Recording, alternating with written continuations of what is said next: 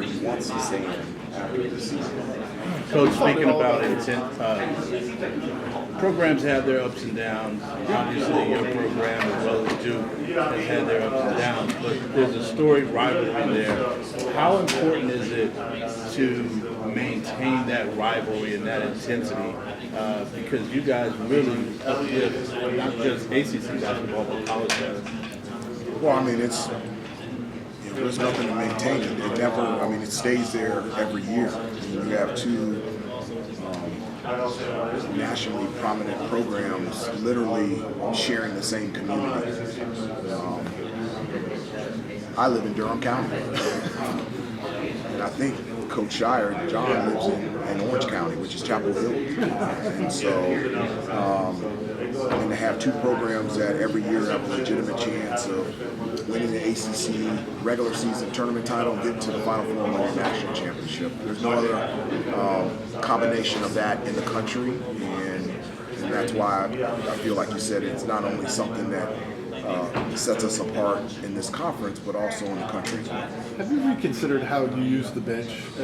Have you thought about that? I know Armando said, players decide how much they get to play. They do. But have you had to think about it differently and say maybe you do need to leave those guys out there a little bit longer, earlier in the year, or things like that? Well, I'll say this: it is the player's job in terms of their preparation, practice, and play to put themselves in a position to play out there on the floor.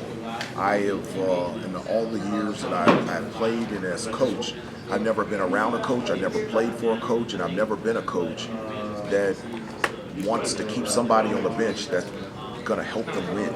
I've never experienced that before. And so in terms of my rotation philosophy, I don't have one. I don't have one from the standpoint of I only like to play 8 guys or have a rotation of 9 or 5 or 6. I don't have that.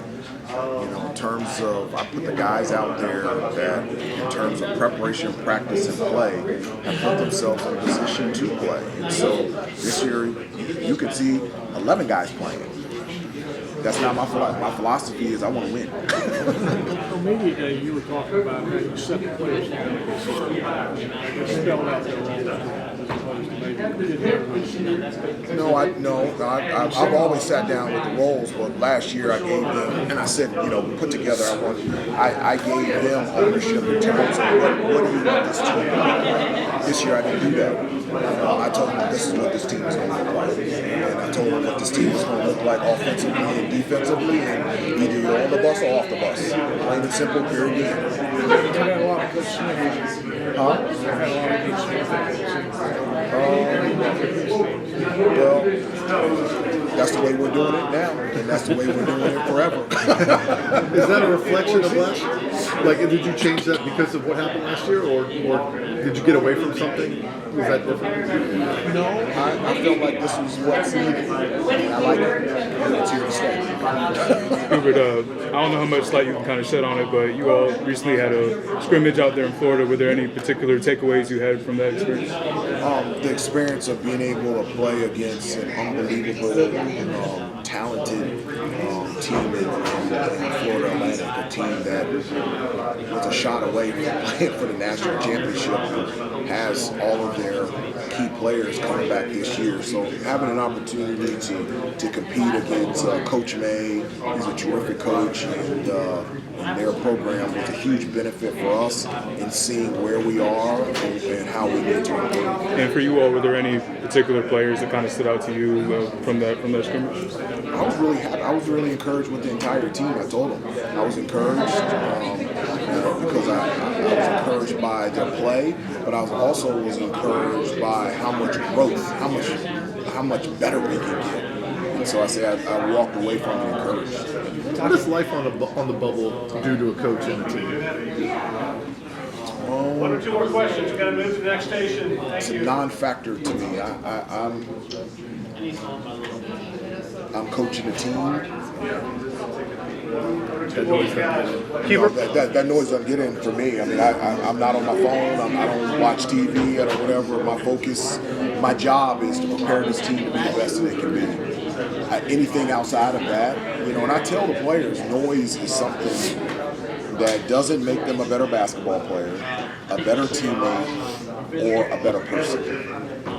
Okay? And so if it doesn't make you be those three things, then that's noise, and that needs to keep you away. You need to stay away from that. Well, listening to other stuff, how is that going to help me do my job? And so it doesn't bother me at all. Hubert, when you first watched Zayden High play, whether it was on tape or in person, what did you see in his game? Zayden, yeah. Yeah, well, I mean, he's a big that can really shoot the basketball and loves to compete.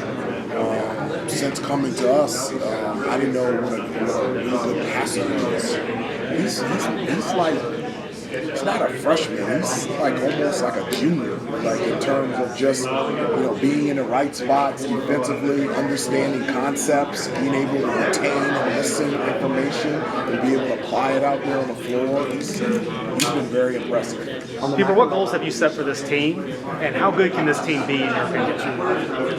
Well, the goals every year at Carolina are always the same. It just never changes. And there's a number of things that we want our team to become the best they can possibly be. And our hope is that helps us win the ACC regular season, tournament title, get to a Final Four, win a national championship. So those goals were there when I was here at Carolina, when I was here as an assistant coach, and now as a head coach. And so now it's time to get to work and put ourselves in a position to possibly be able to do those things. On the macro level, you mentioned how the Duke Carolina rivalry is a bit of an eternal flame, but this year there's kind of an additional component of going on with Filipowski, two preseason All-Americans. Kind of what's your assessment of Vandy's? Well, they're both talented and accomplished players. Very talented players, very different players. So from that standpoint, I think there's a comparison in terms of talent in premier programs. But one of the great things about Carolina and Duke is it's not about Armando, it's not about Filipowski, it's about North Carolina, it's about Duke. There's a number of unbelievable talented players in both institutions, both teams, and that's what makes this rivalry so special. Hubert, over the summer, When you were at Carolina, the ACC tournament was a nice 3-day event. Yeah. If everyone plays in it next year, it would be 6 days. Would that be a good thing, or maybe should the field be limited to, say, the top 14 or 16 teams? I'm not in a position to comment on that.